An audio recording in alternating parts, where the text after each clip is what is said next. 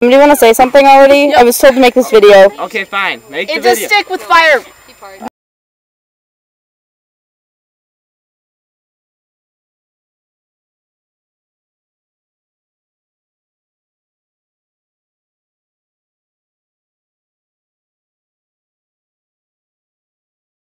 Let's see. What else can I get footage of without it being like... Oh, look, it's Independence Hall, if you can even see it. That's like hard to see. There's our trolley. Taking a ghost tour. I took about 20. Yeah, we're going on the ghost tour, as I said before.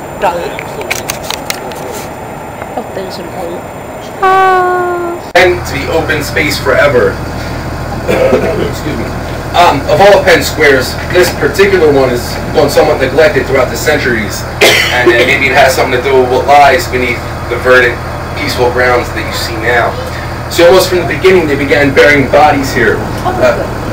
Early on, a nearby church buried its members in one corner of the square, and later on in the 1700s, another corner was used as a potter's field, a burial ground for poor people, criminals, and those who committed suicide. Now, in the 1830s, when the grounds were reclaimed by the city of the park, tombstones were actually used for the curbing for the fountain over there in the center of the square. Now, ever since then, there's been reportings of a ghost of a faceless man seen wandering around the shadows. Now, nobody's sure exactly who he may be, but there are about 150 years worth of suspects. It's back to 1695. It was the first Anglican church in Pennsylvania. Now, some of our most iconic revolutionary figures worshipped here. People like George Washington, Benjamin Franklin, Betsy Ross at one time, giving it the name the Nation's Church. Now, as I'm sure you would imagine, there's a lot of history in this church here. Now, also a lot of energy. Now, they say the face of a woman appears in one of the second-story windows, and it just vanishes. Now, some people have seen this face and will tell you so. Others are a little less forthcoming and try to shrug it off. But either way, the Nation's Church is haunted. Now, it closed 120 cemeteries for a city of about 7,000 people. So they filled up pretty quick. This one here is one of those colonial cemeteries. We'll see a couple of those tonight. Congress once met, but it was also the site of the first great American bank robbery way back in 1798. Now, apparently an inside job was pulled off by a gentleman named Thomas Cunningham, who rented a room in the attic. Now, eventually he was arrested, but he was mistakenly released, but died before contracting yellow fever while in jail. Now, he returned to his room in the attic and died about a week later, leaving behind a very nauseating stench. And his ghost, which still apparently haunts the attic stairway and the basement where the safe was located.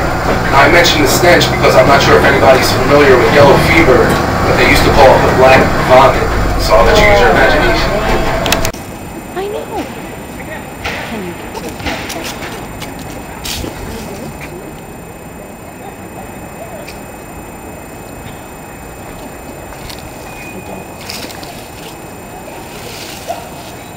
I believe this guy's beating your time over here. He's one of our guys. If it was our competition, knock him off. I think we bum rush him. Yeah.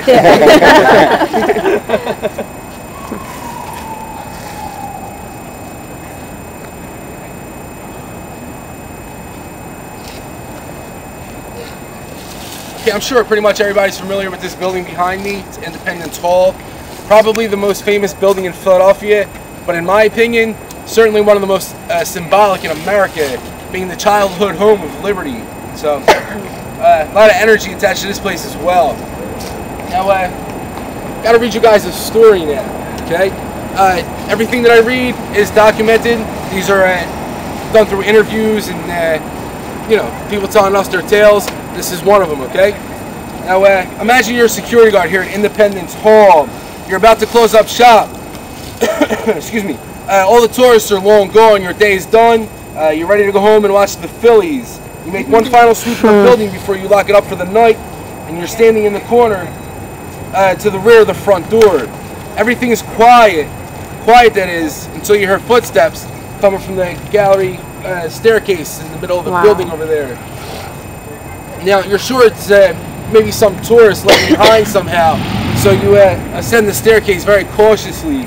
Now, the footsteps seem to stop at the top of the stairs. You brace yourself for what you may encounter, but nothing can, except maybe that. Hey, I'm doing a show over here. Keep it down. Sorry.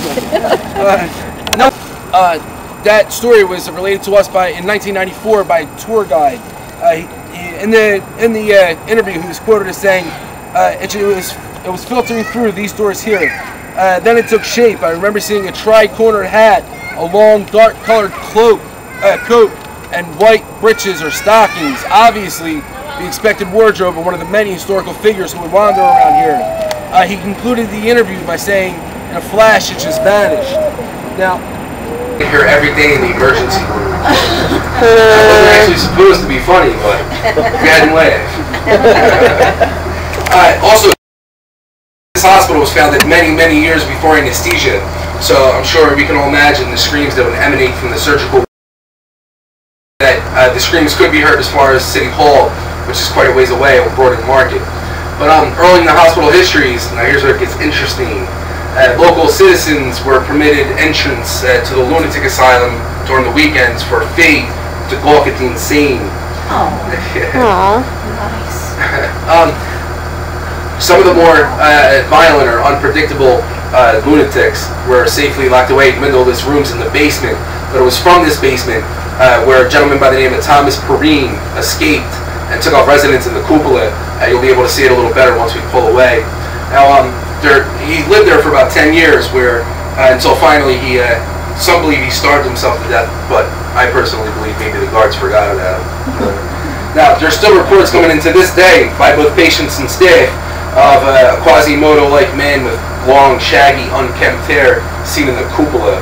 There's also a story of a face that appears in one of these second-story windows, a female face. Many people believe it belongs to Mary Gerard, wife of Stephen that I just told you about. About 8 years into the marriage, Mary began acting irrational, violent, and promiscuous. Now, in an effort to have her cured, Stephen had her committed to the home here. Now, shortly after her confinement, she gave birth to a baby girl. Unfortunately, the baby couldn't survive in the primitive conditions. Now, about a year after that, she was cleared for release. Now, in the meantime, Stephen had taken on a mistress. Itself would have caused whispers in a semi-conservative city like Philadelphia was back then, not counting the fact that she was about half his age.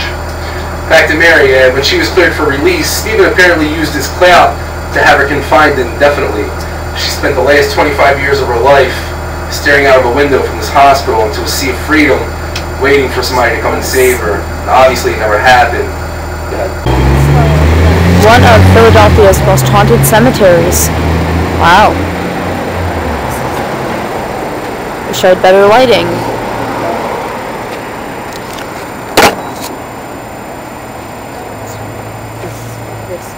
That is awesome.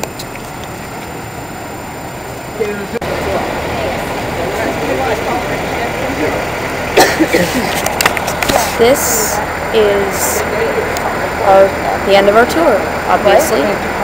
And apparently we are standing on a burial ground. Dead people under our feet. And on that second floor, apparently there is a soldier that walks up there that was buried. Did you get shot? No. The end.